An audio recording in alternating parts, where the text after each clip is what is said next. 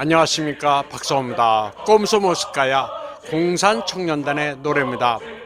보시는 화면은 1950년대 소련과 중공이 우호적이었을 때 풍경입니다. 공청단은 소련의 콤소모를 그대로 도입해 조직한 단체입니다. 공산주의 체제는 일생 전 과정을 통한 공산주의 세뇌를 합니다. 체제에 충성하는 인간형을 만들기 위해 소년단 다음에 청년단 조직을 운영합니다.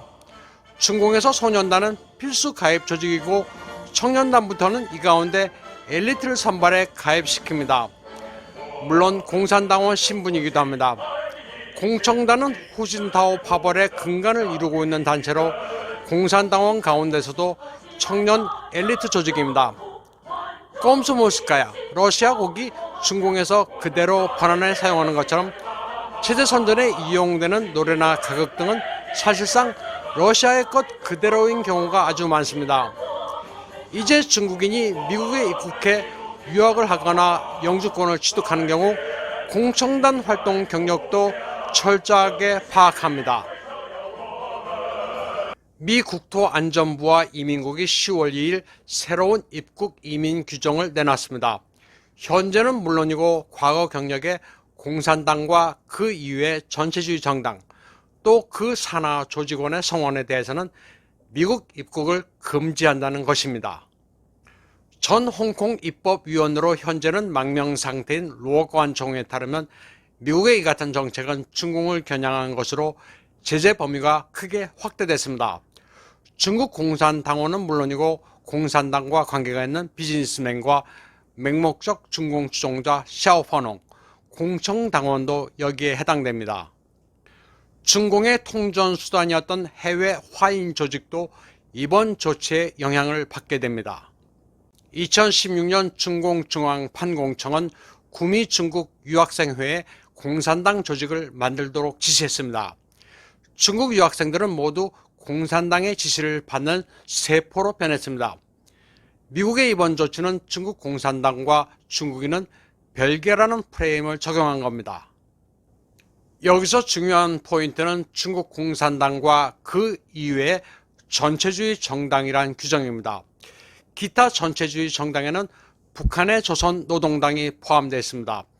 물론 쿠바나 라오스, 베트남에도 공산당이 있지만 이번 조치의 주요 목표는 중국 공산당과 조선노동당입니다. 그러니까 이를 원칙적으로 적용할 경우 걸리는 이들은 그 폭을 헤아릴 수 없습니다. 원래 미국은 이민법으로 공산당의 미국 이민 금지를 명문화했습니다. 입국 후 공산당 신분이 드러나면 추방할 수 있도록 돼 있었습니다. 그러나 냉전 종식 이후 1990년에 미국은 공산당원의 입국과 이민과 관련된 법률 규정을 수정해 느슨하게 만들었습니다. 그러나 이제 사정이 달라졌습니다. 미 이민국은 입국자에게 공산당원인지 여부를 신고하도록 규정하고 있습니다. 미국이나 외국에서 예전에 공산당원이나 전체주의 정당원인 적이 있는지, 그리고 어떤 방식으로든 공산당과 직접 관계가 있는지와 전체주의 정당 또는 테러 조직과 관계가 있는지를 신고하도록 했습니다. 이민법 규정은 과거에 공산당 관련 조직에 참여한 자는 공산당에서 탈퇴한 지 5년이 안 되면 이민을 불허하기로 했습니다. 공산당 관련 조직은 공청단과 중화전국공상연합회, 중화전국총공회, 중화전국분여연합회를 포함합니다. 이 조직과 관련이 있다는 것의 정의는 금전 같은 회비를 납부했는지를 따집니다. 여기에 더해 공산당 탈당 문제는 이제 어물쩍 넘어갈 수도 없습니다. 몇 년 동안 공산당에 당비를 내지 않아서 자동적으로 탈퇴됐을 거란 설명은 통하지 않습니다. 직접 당 지부에 연락해 탈당 증명서를 받은 뒤 제출하도록 하고 있습니다. 공청단, 공산주의 청년단도 규정에 저촉됩니다. 공청단은 중국 공산당보다도 1년 이른 1920년에 조직된 단체입니다. 줄여서 소선대라고 하는 소년선봉대 가입 여부도 문제가 됩니다. 소선대원이 공청당원이 되고 공산당에 가입하기 때문입니다. 55세 이하의 중국인 거의가 강제로 소선대에 가입한 적이 있습니다. 이 부분도 사소해 보이지만 미 국토안전부와 이민국은 철저하게 따지기로 했습니다. 중공의 국경절인 10월 1일 영국 정부도 영국 유학 요건을 강화하기로 했습니다. 중국 유학생이 영국에서 전공하는 학문이 국가 안전에 위해를 미치는지를 따지기로 했습니다. 영국 타임즈에 따르면 영국 정부의 이번 조치로 수백 명의 중국 유학생이 영국에서 민감한 분야의 학문을 전공하는 것이 금지됩니다. 주로 박사 과정이 목표입니다. 이미 영국에서 공부하는 중국 유학생도 국가 안전의 위협 요소라고 판단되면 비자가 중지됩니다.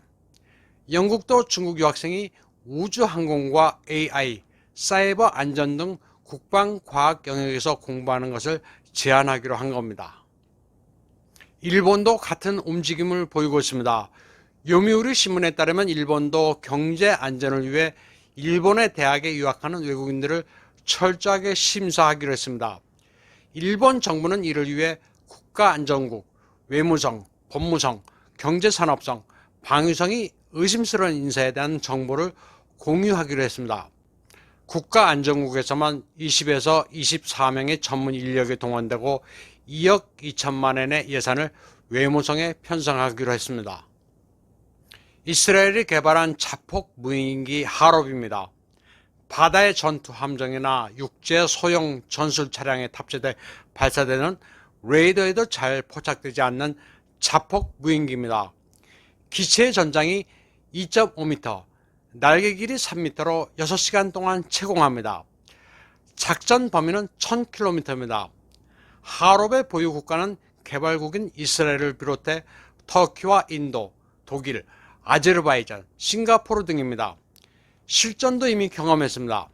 2016년 아제르바이잔군이 나고르노 카라바흐 분쟁에서 아르메니아군의 보급망을 격파하는 데 사용했고 2018년에는 이스라엘군이 시리아의 러시아제 복합 방공 시스템 판치르를 파괴하는 데 동원했습니다. 그런데 9월 30일 아제르바이잔군의 하롭 무인기가 아르메니아군의 S-300 방공미사일의 레이더 시스템을 무력화시켰습니다. 러시아는 물론이고 이 S-300을 보유하고 있는 중공이 좌불안석입니다. S-300은 러시아 본국 외에 중공이 가장 큰 고객입니다. 아제르바이잔 국방부는 아르메니아의 S-300 시스템이 이미 마비됐다고 자신있게 말했습니다. 이스라엘제 하롭 자폭 무인기는 중공과 국경 분쟁을 빚고 있는 인도도 보유하고 있습니다. 폼페오 미국 국무장관이 일본을 방문해 미국, 호주, 인도, 일본으로 구성되는 아시아판 나토라 불리는 쿼드 회담을 벌이고 있습니다. 일본의 모테기 도시미츠 외상, 호주의 모라이즈 페인 외무장관, 인도의 수브라마냠 자이시안카 외무장관과 연쇄회담을 가졌습니다. 쿼드 플러스로 거론됐던 한국은 아예 제외됐습니다. 쿼드 디모크라시 대 커뮤니스트 차이나의 대결 구도에서 인도 태평양 자유세계 동맹의 핵심인 쿼드는 아시아의 새로운 세계 질서입니다. 네 나라는 중공을 제외하고 인도 퍼시픽 서플라이 체인을 구축합니다. 그리고 영내 국경 분쟁에 공동으로 대처하고 중공의 1대1로를 견제하는 기금을 조성할 예정입니다. 더 나아가서는 아세안 국가까지 포괄하는 블록을 추구하고 있습니다. 네 나라는 각각 중공에 대처하는 구체적인 움직임을 보이고 있습니다.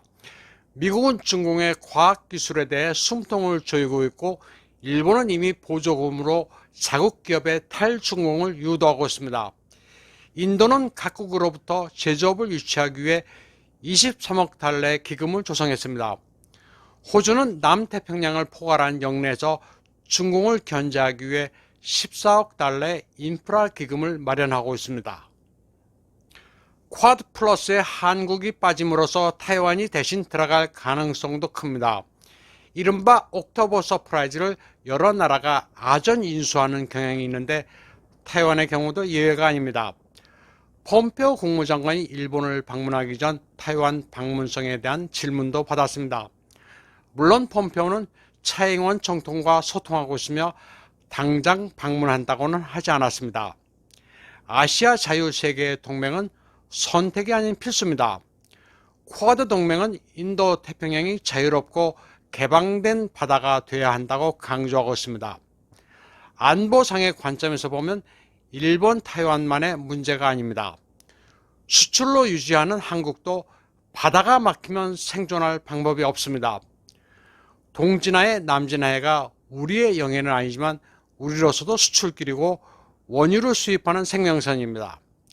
따라서 우리도 자유세계와 협력해 이곳을 자유롭게 유지해야 할 국제적 책임이 일정 부분 있습니다. 아시아의 거의 모든 국가가 중국 포위망에 동참하고 있습니다. 동진아해에서 남진아해, 그리고 말라카 해협과 인도양에서 중동까지 한국의 상선도 이곳을 통과합니다. 우리와 전혀 관계없는 외국의 바다가 아닙니다. 쉽게 생각하면 6.25 사변 당시 한국이 어디에 있는지도 모르는 나라도 대거 참전한 바 있습니다. 한국이 여기에 무관심하면 예를 들어 우리의 상선이 해적을 만나더라도 도와줄 국가가 없습니다. 경제적인 관점에서 봐도 중공을 대체할 거대 시장 인도에 일본이 진출을 가속화하고 있습니다. 오늘 방송은 여기까지 하겠습니다.